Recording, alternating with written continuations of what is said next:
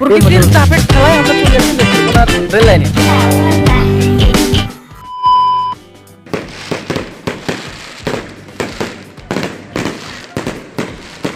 আসসালামু আলাইকুম guys, welcome to back my channel and another blog. Guys আমরা এখন ব্লগ করতে যাচ্ছি। আমার সাথে আছে আমার টিমের মূল্যবান সদস্য জয়। জয় হাই বলো।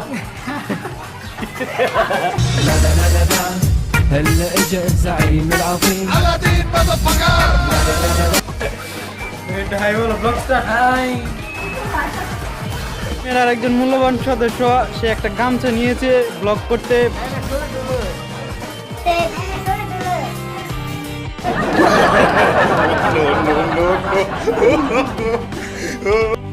বাবা ওর ব্লগ স্টার্ট, কিছু বলো।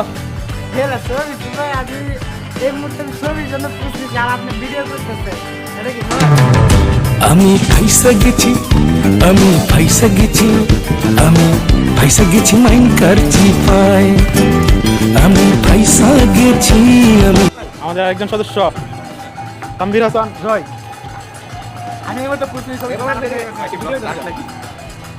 হ্যাঁ ব্লগ স্টার্ট, কিছু বলো। পরে বলি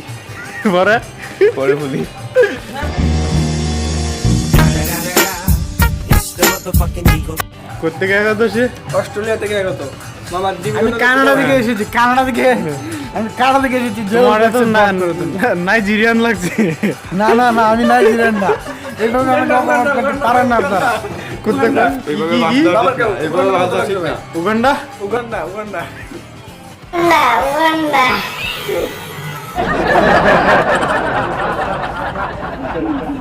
ওর নাইজেরিয়ান লাগলে কি বল, সে অসাধারণ একটা ছেলে, সে প্রতিটি কাজে অ্যাক্টিভ। ঠিক না বাবু? মন খারাপ করো না, আল্লাহ তৈরি তো সবাই সমান। এই যে আমাদের একজন কত সুন্দর ছেলেটা অস্ট্রেলিয়া থেকে আগত, সে খুব লজ্জা ভাই। আমাদের বিখ্যাত জয়, এই যে দেখেন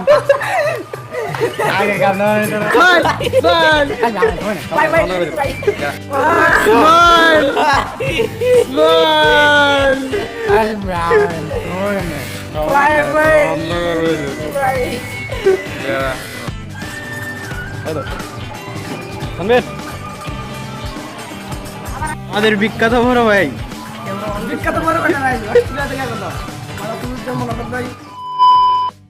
A few moments later.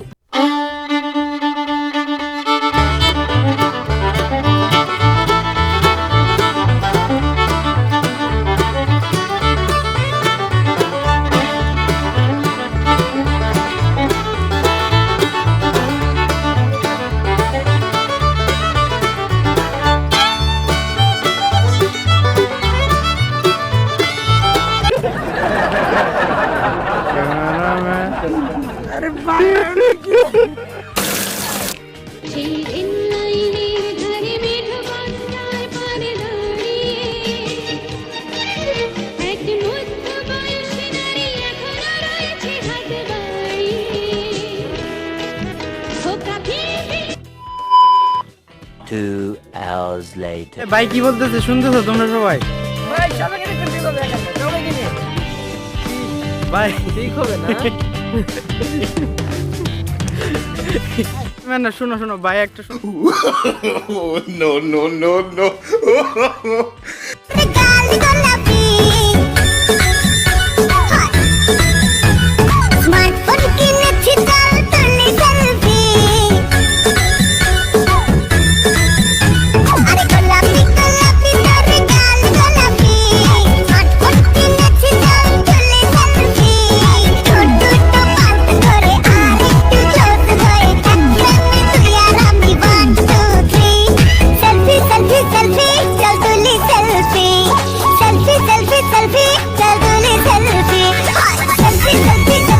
সুন্দর আসাদ ভাই একটা সুন্দর একটা গল্প বলবেন, সবাই শুনো। ভাই বলেন ভাই, আমরা শুনবো ভাই। ভাই বলেন ভাই আপনার জন্য আমরা সেলফি তুলে বাদ দিচ্ছি ভাই। ভাই এই পুকুরটা নিয়ে বলেন, ভাই পুকুরটা নিয়েই বলেন।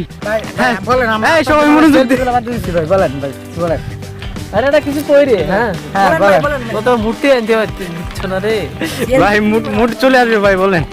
না আসাদ ভাই বলেন। কাজ করতেছে না। আমরা আজকে কি নিয়ে আলোচনা করবো? নেত্রকোনার একটা সুন্দর পুকুর সম্পর্কে আমরা আলোচনা করব। আমি শুধু রংপুর থেকে গাইস আর পুকুরটি আপনারা আরেকবার দেখে নেন। পুকুরকে নিয়ে আমরা আজকে আলোচনার মূল প্রেক্ষাপট হচ্ছে অসংখ্য অগণিত বাঁশের মোতা। বাঁশ সবাই কি দেখতে পাচ্ছ? এই বাঁশগুলির খেলায় পুকুরের মাছ থাকার কথা অবশ্যই ওঠে কিনা আমরা জানি না। তো আশেপাশে দেখা যাচ্ছে মরিচের গাছ আর এই যে মরিচের গাছ, কলার গাছও যায়, কিন্তু পর্যাপ্ত কলার উপস্থিতি আমরা লক্ষ্য করতে পারতেছি না।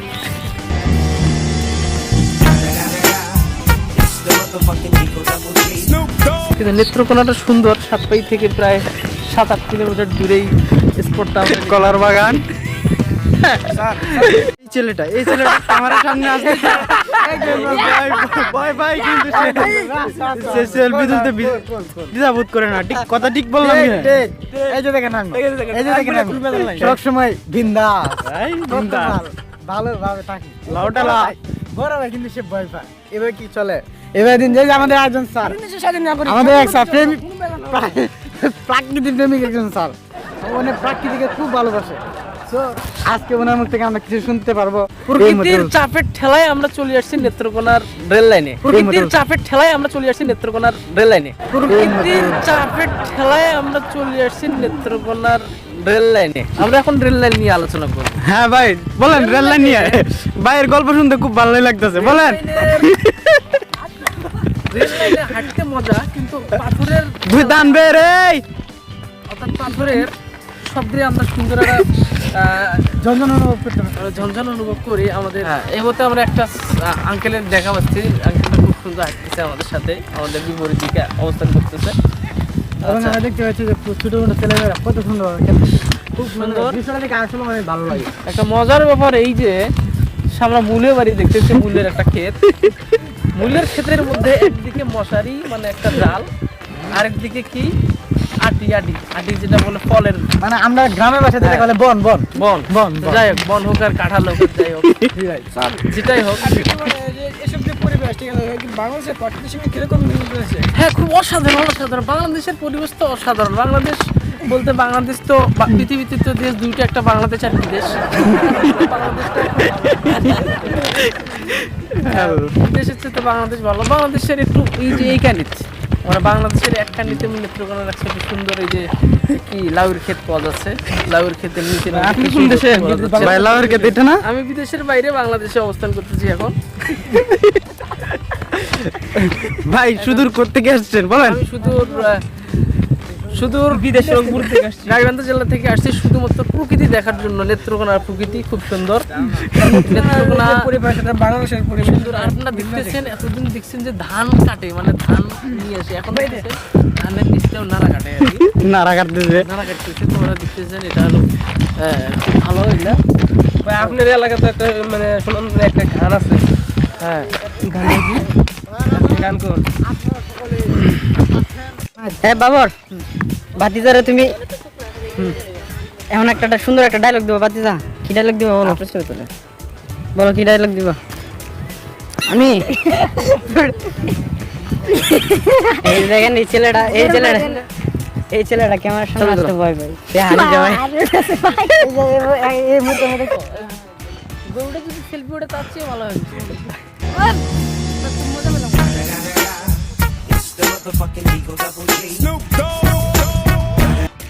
তুমি একটা গান গাও। যদি বর্ষা যেতে পথে পূর্ণিমা রাতে চাঁদ যেতে পথে পূর্ণিমা রাতে চাঁদ উঠেছিল গগনে ভাই আমার এদিকে পথে পূর্ণিমা রাতে।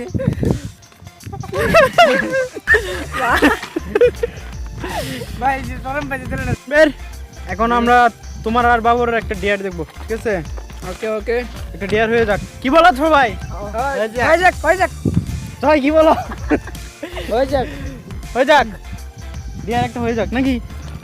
তোমরা দুজন এখানে নাচবা, সামনে নাচো, এখানে নাচবা, রেডি 1 2 ঠিক আছে? স্টার্ট।